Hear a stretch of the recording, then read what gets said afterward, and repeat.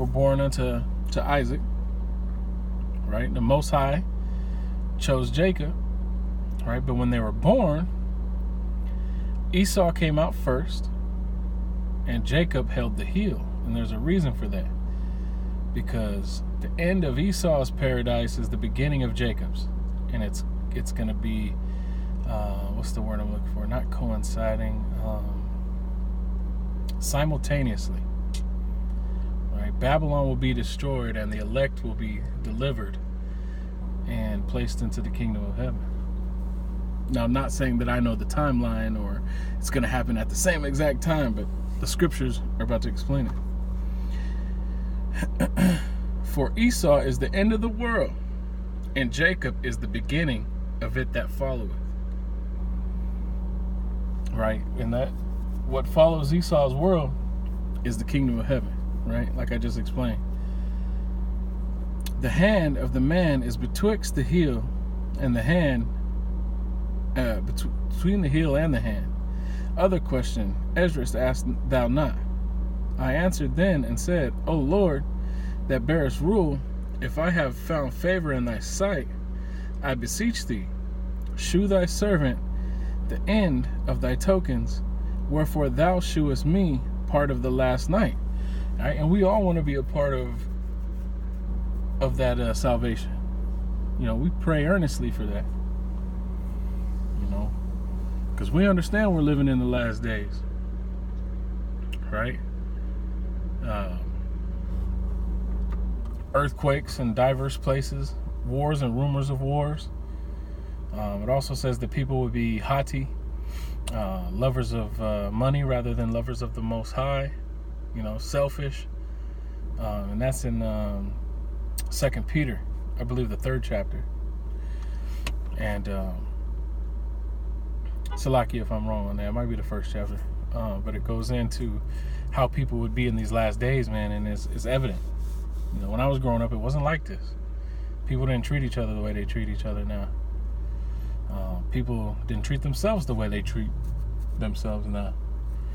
All right, so we know these are the last times. You know, you got this thing heating up with the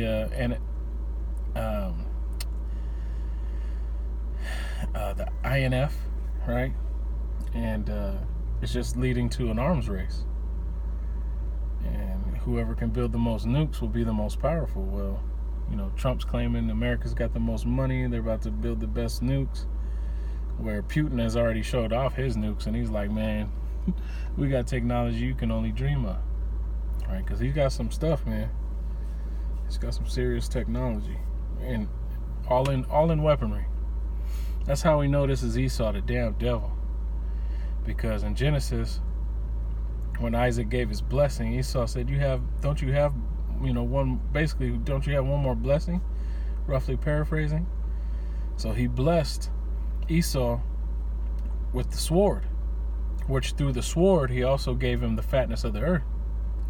And that's how he gained his the fatness of the earth was through the sword, his blessing.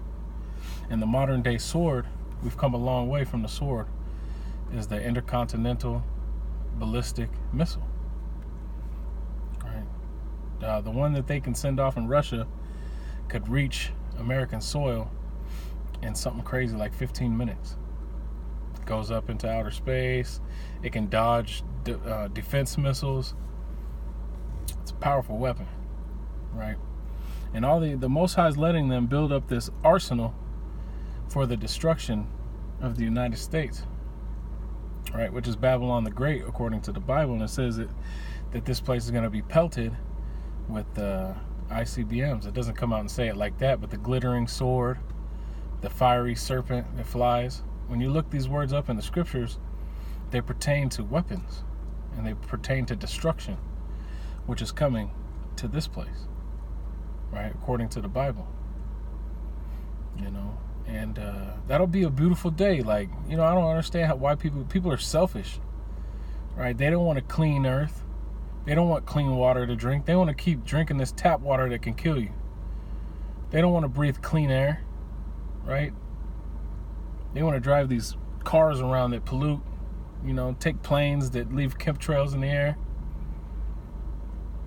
right? They don't want to know what true life is. They don't want to have to work to plant their crops and have non-GMO food. The wickedness of this place, man. And people walk around like it's all good because they can go to Nordstrom's. They can go to the Pottery Barn. They can go over to Blue Sea Sushi, and get their sushi fix, their raw meat. Esau loves his raw meat. So, but, they're in for a rude awakening, right? And we pray for that day because we want these things. We want harmony on earth and peace on earth.